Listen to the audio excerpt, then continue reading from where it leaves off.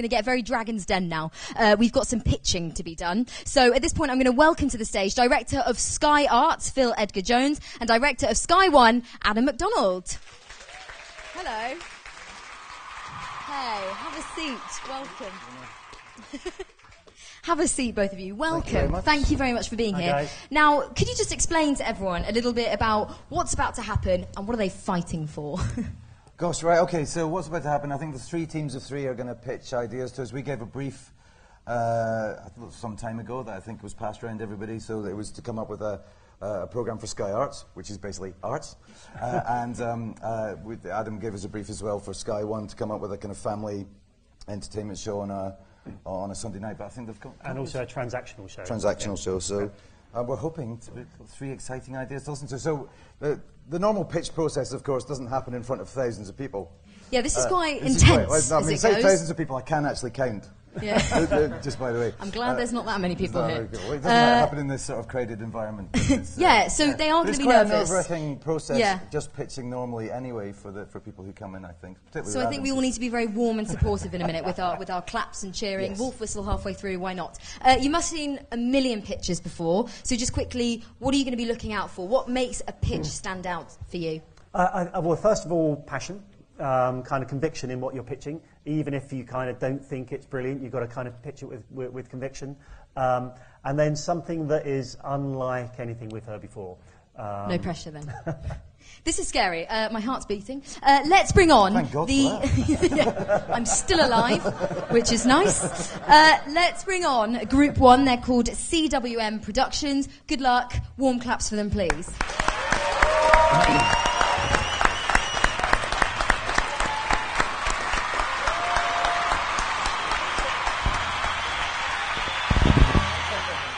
Got an extra clap track. Hi, we are CWM Productions. I'm Laura. This is Damilola and Martin. We are here to pitch to you an idea for a 1-hour factual entertainment show. But before we get straight into it, I'm going to show you a quick clip from Only Fools and Horses. Is that a PowerPoint camera?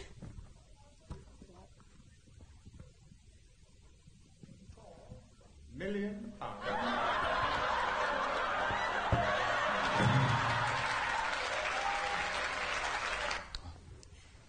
The story of items selling for thousands, if not millions of pounds, is not just something you see in 90s sitcoms. The world of incredible spending is very real, remarkable, and fascinating. Amazing people are buying amazing items every week, and that is the story that Big Spenders is planning to show. To give you a further snippet into the high-end auction industry, we're first going to show you some examples. So here we have Marilyn Monroe's dress from when she sung Happy Birthday to President Kennedy in 1962. Would anyone like to hazard a guess as to how much something like this would go for at an auction? $400,000. Any advances? Okay. Well, it actually went for, if we have the next slide, £817,000. Our second item... God, you wouldn't want to put that in the wash with your colours. Our second item, which is something that's a little bit more unusual, we have the world's biggest gold coin. So would anyone guess how much something like this would go for? Million? This went for £2.68 million. These kind of items show how incredibly affluent the industry is and how much kind of public intrigue could be interested in something with a lot of money being thrown around a lot of time. So the general premise of our show is that each episode will offer a sneaky peek into the world of 3 varied, eccentric and amazing people who are united by their love and desire for one specific item that has just come on the market. I'm now going to pass over to Martin, who's going to explain a bit more about the talent and the format involved. Thank you, Laura. The presenter we thought would be a good fit for Big Spenders was Simon Farnaby. We felt that his presence in documentary and comedic television content would bring a light-hearted and quirky approach. At the start of each episode, we introduce the audience to an amazing object being put on auction. This object would hold interesting and unique key facts surrounding it. So, for example, these are Winston Churchill's dentures that was sold for over £15,000. But what you may not know is that the dentures were made to maintain his lisp during his time as Prime Minister. Or that as a young dentist named Wilfred Fish would often make and bring spare sets of dentures to Churchill as he was constantly breaking them. The appeal of our show is that through these objects we get to meet some amazing people, which brings me to our second format point.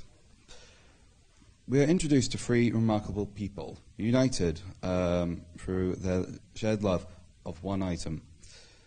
We have the Russian oligarch who is building his antique car collection, a young man with a trust fund with ambition to own a vehicle reminiscent of his great-grandfather's, and a self-made businessman bidding for a new status symbol.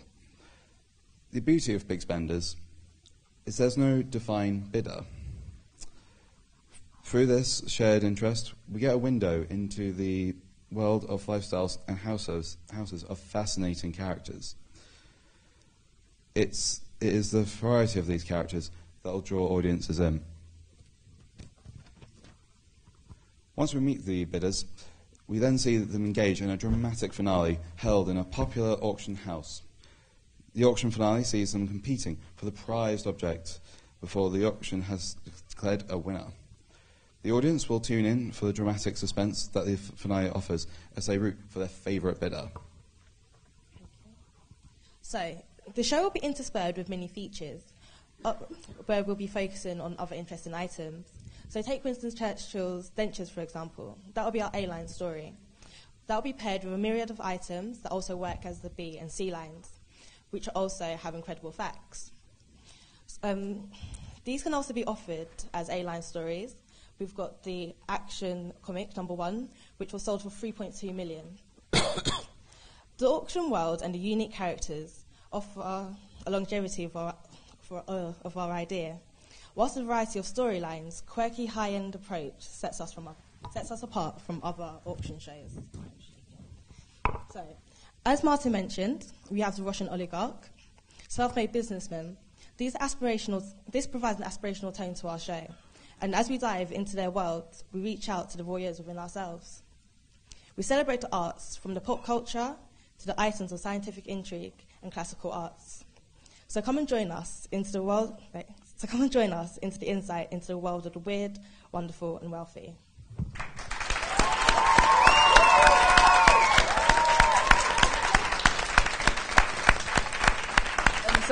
Are there any questions? Yeah, got a few questions. Yeah. So stuff I like. You mentioned quirky high-end. I think that's very Sky One. I like that. I like starting with the iconic clip. That's always kind of really good, really kind of powerful hook into the pitch. So well done for that. Incredibly well researched. Lots of facts and figures you've kind of put in there. And I like the way that you've kind of got the through line of the format, but you're kind of popping up these kind of little factual points. I think you called them the B lines and the C lines throughout, so that's kind of very elegant. So very good, well done. Was it a Sky One or a Sky Arts pitch? I don't think you mentioned at the top where it was aimed. So it was aimed specifically at Sky One, because I sort of thought, actually, halfway through, I wonder where you're headed with this. Step away from the format. Right, Sky One. Yeah, I didn't think we were supposed to get competitive. No, because I again thought it was an interesting idea, and it does sort of tap into the sort of voyeur in all of us, doesn't it? That we sort of want to see how the rich and famous live. And great little facts. And it's always nice in a pitch, actually, if you come away from the pitch and you find out something you didn't know before. Because a lot of telly, I've seen all that before. But there's little facts and figures in a pitch that are new and unique to the person they're being pitched to, are really sort of interesting and good. So I thought you did a very good job. Thank you very much. Yeah, well done. Thank you very much. Hello. Thank you very much, guys. You can leave and go and get a fizzy drink, because that was great. Next up, Group 2, we've got Awesome Source Productions. Warm welcome for them too.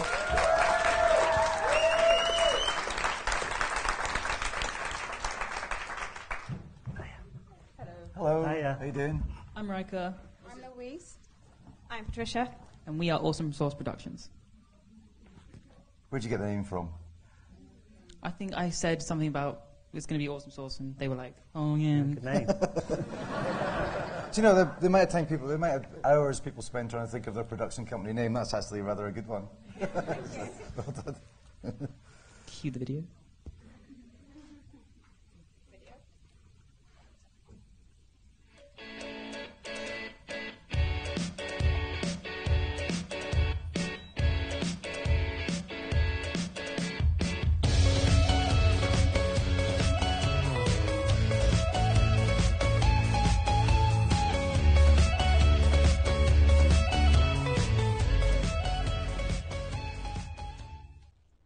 You've just seen have never been done before.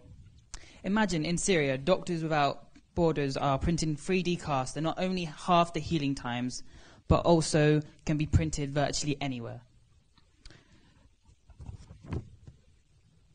You see these? You see these? These are the most disposable thing in the world. People in the poorest places beg passers-by for it.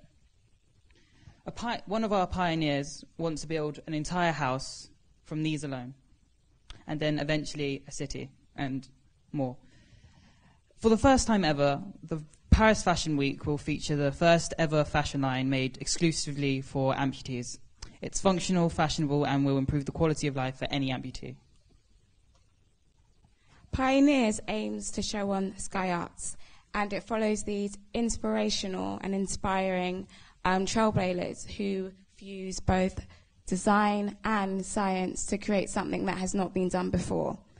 We'll probably have a business angel similar to a figure like Bill Gates or Richard Branson who will mentor the pioneers and who will also help them realize and fulfill their ultimate vision.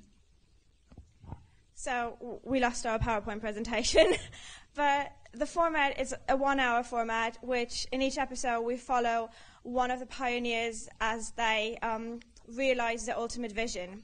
So you're going to witness things that have never been done before. They're going to change the industry. They're going to change how art is being done and perceived. So at the first part of the episode, we're going to have the mentor go and meet the artist in their original work environment, and then the artist can share where they got their inspiration from, what inspired that ultimate idea. Then the third and the biggest part of the episode is going to be the mentor providing help to the pioneer to realize their vision, to make it come true. And that will include, of course, monetary funding, but it will also include vital contracts in the industry. It will include personal feedback and mentoring and advice to help realize the vision. And then, of course, with Sky One, you always have to have the genius at the end, the amazing payoff. So we're going to cut to stuff like the Fashion Week in Paris with the first ever clothing line for amputees. So to give a bit more texture to that, imagine going to bustling Tel Aviv with our mentor to meet the man whose brainchild is a village made entirely out of disposed big pens. So they're like really cheap things. They hardly cost anything. And this artist aims to interact with the most vulnerable and poorest people in the world to make them homeowners. So the episode is going to follow the creation of the world's first Big Pen Village. And then we're going to go to Big Pen Village opening celebration party where those new homeowners are going to have a say. So Pioneers is aimed at people who want to be amazed. It's an invitation to be filled with wonder at the endless and limitless possibilities of the human mind to innovate. So let's change the world together. And thank you for your attention.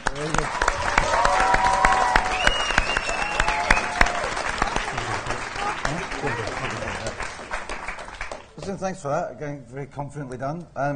I love the ambition of it, actually. That's the thing that strikes you. And it's quite nice when you come into a pitch and you think, so this person's got a big idea that we can't afford and it's really expensive. I like that. One of the, up until the point I can't afford it. One of the questions I had that just was always in my mind as you were going through it was, are these pioneers real people that are already doing this? Yep. You sort of mentioned a couple at the top. I think I needed more of a sense of who these people were and sort of why they were doing it. And I know you lost your PowerPoint. You didn't have to say that because you could have bullshitted your way through that. But I get a sense of who the characters are in a programme like this is always going to be really, really helpful, because I completely get the concept, like the ambition of it. You know, like the sort of heart of it as well. There's a real heart, you know, that you want to use art to change the world, and I love that. But a sense of the sort of characters and who they are, and I mean, you wouldn't at this stage in this kind of environment have approached people I know necessarily, but that would have helped bring it alive a little bit more. Oops. But I thought it was really good, really, really interesting. The amount of times I've pitched and my PowerPoint's broken, it happens all the time. So actually, that's kind of really good experience for you to kind of, you know, have to kind of think on your feet and go on. And actually, the imagery you used kind of verbally off the back of that was really just as powerful. So kind of well done for that. A really nice idea. I think one of the things we still kind of, I don't know how old we are, Phil, but we still wrestle with a title. I'm only 26, life's been harsh. We still wrestle for good titles for shows, and so Pioneer's probably not the most original of titles. Big Pen Village, I think, is a really powerful title that popped up. And so actually, again, in pitch meetings, quite often things that happen that people kind of, you know, thinking about something and then something just pops into their head and they go, oh no, let's talk a bit more about Big Pen Village. I really like those 3 words. That's very good. You might actually focus the whole show just on that sort of journey. You wouldn't make the journey to build this village is sort of quite an interesting one, I think. Actually, my worst, I once got pitched by PowerPoint by quite a big name producer who just put the PowerPoint on and I just read it, and he didn't say a word throughout the entire pitch. The worst pitch I've ever been. He was showing off his ability to read words. Read words. Yeah. Oh, you were in that same pitch. Yeah. Right, thanks. Yeah, it was good. Brilliant. Well done. Thank you. Sorry for the technical difficulty there. Hayden, you are fired. But stay with us because we need you. So the next team, Team 3, are High Five Productions. Please welcome them. Hey. Oh, God, I see where you got your name. Hey, so we're High Five Productions. I'm Kieran, this is Jack and Suna. We're going to be pitching a new show for Sky Arts. So we prepared a wee promo video and we're just going to show it just now. Being a person that you are, some of us are poets.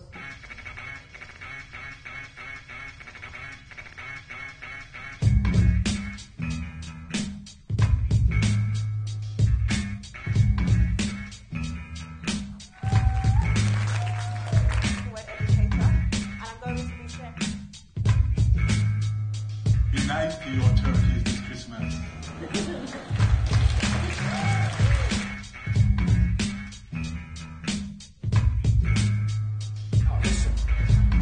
Red rum scorch MCs like desert sun. Better run, my tongue is a better gun than any manufacturer. Won't fracture when I come for blood just like Dracula. MC Massacre, spectacular. There's like a moment where you think to yourself, wow, this is really happening. If you don't speak those words out loud, you won't understand the poem. So as you can see from a video we've just shown, slam poetry is one of the biggest, most exciting and most diverse musical movements in the UK today. So our show, Grand Slam, what we're going to do is we're going to travel around the country to try and celebrate the talent that's out there, champion all the unique voices that are within it, and then find the next big talent within UK spoken word. So we've got 3 judges that we've shown in the clip just there. We're going to have Kate Tempest, who's a 2015 Mercury Music Prize nominee. She's also the youngest poet and the only poet under 40 to win the Ted Hughes Award. So Ted Hughes Award is usually for more conventional, traditional poets. But I think the fact that Kate Tempest is one that's shown that the industry is starting to recognise spoken word as a genre within itself. We're also going to have Benjamin Zephaniah. So he's an award-winning playwright, a kind of figurehead for the spoken word, and he's got 6 honorary doctorates from around the UK. And then we're going to have Akala, who's a mobile award-winning rapper, poet, and social commentator. So what they're going to do is we're going to have 3 different judges travelling around the UK. They're going to go to 6 locations. So we're going to go Birmingham, Bristol, and Brighton, get all the B's. And then we're going to go Glasgow, Sheffield, and London. They'll travel to these locations, meet up with local artists, figureheads within the scene, and they'll discuss the different genres within that, the different styles that make up kind of regional movements. So within each region, we'd have a sort of local figurehead who knows about the scene. And the thing about Grand Slam is we'd want to bring out the idea that each location has a uniqueness, a sort of characteristic that they could tell us about in terms of the history. So we'd go through that. And then we'd get 6 local artists from each region to actually talk about, to go through and perform in a poetry slam, in which case the judges would choose one winner from each region. So the person from each region would then go on to the Grand Slam final, which would be at the Bestival Spoken Word tent, which would be then decided for the overall winner would go on to perform at the main stage in Bestival and go on tour with Kate Tempest around the UK. Now the key thing with that is so when we're talking about the general programme structure, each episode the 3 judges would travel to each location, and like I said before, we try and get the idea of what each location is like, the kind of unique kind of style of slam poetry or spoken word within that. So for example, if we went to Bristol, we'd be talking about Hammer and Tongue, which is a slam poetry night which is done throughout the year. It was described by The Guardian to be redefining spoken word for the hip-hop generation. We'd also go up to Glasgow to talk to the Scottish poet Elvis McGonigal, who is an ex-World Slam poet, and talk about his influence, as well as going to places like Sheffield, where we talk to Mark Grist, who is an ex-English teacher who made his kind of YouTube fame through a video where he was rap battling one of his English students. But of course, it's not just about those final performances, it's also about the journey and how they got there. So we're going to be finding out all about who the contestants are, discovering their influences, and how they became involved in spoken word poetry. We'll be examining their experiences before, during, and after each performance, and documenting this throughout, from their pre-show ritual featuring how they created their content to dealing with pre-stage nerves, and also featuring their set in the evening slam, followed by some after-show chats with them to find out how they got on. We'll also be doing round-the-table discussions with each of the judges, and the audience and the viewers at home get a chance to find out what it is that they look for in up-and-coming talent.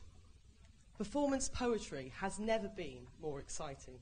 Take Kate Tempest, for example. More than 4 million YouTube hits in this year alone.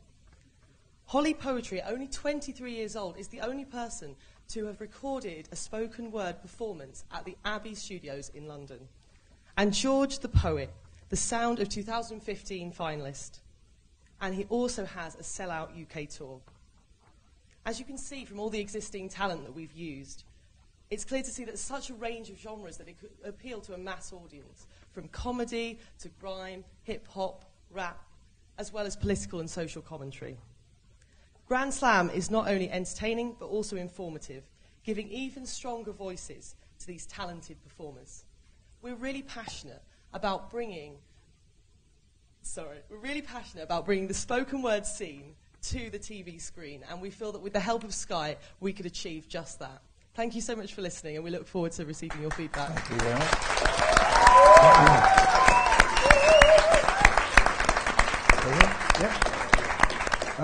I do love the fact you've chosen a spectacularly, gloriously, wonderfully niche subject. Poetry is difficult to land, actually, on TV, and I did try a slam poetry show and didn't quite work, but I'm glad you tackled that sort of subject. Why did you choose that particular thing? Because you sort of mentioned that you thought it could have a broad audience. I'm wondering what the evidence for that might be, because I'm not sure that's... So I guess someone like George the Poet, who is someone who's now kind of like seen as, he's going around and his UK tour sold out. It's someone who's going around and is a popular artist, but is still very much keeping to his kind of spoken word kind of style. And that Kate Tempest again, I think, in terms of her getting nominated for the Mercury Prize, that was a big thing as well. And I think they're getting a lot more coverage in that sense. And I think it's not just it's a lot younger people coming into it and really making a bit of a splash. And so we kind of noticed that and thought, well, that's something that could. And are you specifically looking at quite a young audience for this sort of thing? I think the fact that we've got 3 judges that kind of span different generations. You've got Benjamin Zephaniah, who's more established, probably known amongst like older audiences. Akala's kind of late 20s, early 30s. At the moment, he's been doing a lot. I don't know if you saw like the Frankie Boyle election autopsy. He was on that, and although it wasn't spoken word that he was doing, I think the political comments he was making, people are now recognising that that's within spoken word, within this genre. And then you've got Kate Tempest, who, I don't know, early 20s maybe, so you've got this kind of transgenerational impact that you could have. Yeah, I think we've just seen it growing. It's not really, I mean, traditional poetry, I guess, is more associated with the older generations. But hopefully this could kind of ignite an interest. Tell me why you went down that route of doing it sort of competitively rather than just doing it. I think the big thing for us was the idea in that there's this going and looking across different regions. It kind of lended itself well to giving this idea of competition, and in the grand slam, the final, to have very varying different styles and unique things that were specific to locations. And again, by bringing out that kind of to show that there's different characters around the country, and it's not just set, I think a lot of people would associate it with London a lot of the time, or maybe I know Bristol as well, yeah. but actually getting this kind of different styles and spreading that out was something that we thought the competition element would bring that to a kind of climax, and it's quite a nice way to sort of split the regions up. So talking as one of the older generation, I know Benjamin, Jeff and I, and I don't know anybody else. So it's really good to be pitched something, to be pitched a world that you're not familiar with. So that's kind of, it's always lovely to kind of have, new worlds brought into the room. I think in terms of your pitching, in terms of the pitch, it was unclear to me whether this was poetry or not poetry, or whether the slam thing, I didn't quite get that until the end of the pitch, where I kind of, okay, I got it. So actually flipping that round and being a bit clearer up front about the world and how it differs from the world that I may know, and not assuming I know, is just a tip. But I found it very, very interesting. Yeah.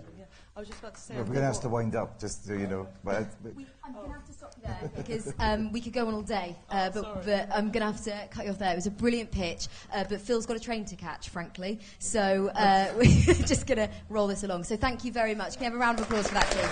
Thank you. I was just saying, we're going to turn their microphones off now. You're going to deliberate for a couple of minutes. Do you want to go behind the screen together? That's fine. That came out wrong, but that's fine. Phil and Adam, come round. Sorry, I forgot you had a train to catch. Have you printed your tickets for the train? Yeah. Oh, he's getting the plane. Thank goodness for that. Online check-in. Do that in a minute. So we're still getting microphones on. Have you guys reached a decision? We have indeed. We have.